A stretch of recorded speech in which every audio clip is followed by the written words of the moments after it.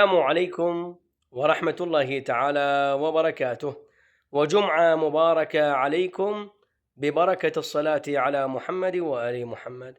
اللهم صل على محمد وآل محمد. أعزائي، من هو جد الله تعالى؟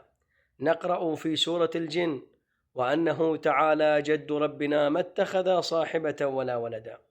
طبعا لفظ الجد كما ورد في لسان العرب والمعاجم اللغوية من الألفاظ المشتركة التي تشير إلى معاني متعددة، ولا يشير لفظ الجد إلى معنى واحد إلا بقرينة السياق.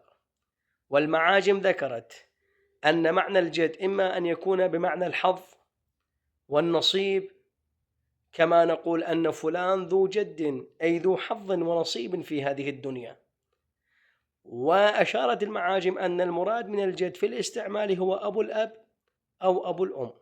وقطعا المراد في هذه الآية الكريمة ليس هو معنى الحظ والنصيب، وليس هو المراد أبو الأب أو أبو الأم، بقرينة الآية الكريمة: ما اتخذ صاحبة ولا ولدا. فيكون معنى الجد التي جمعها أجداد أو جدود، يكون معنى الجد في هذه الآية الكريمة هو العلو والعظمة والجلال. نسأل الله تعالى بحق هذا اليوم العظيم يوم الجمعة أن يجمع شملكم بمن أحبكم وأحببتموه في هذه الدنيا الدانية الفانية الزائلة، والحمد لله رب العالمين.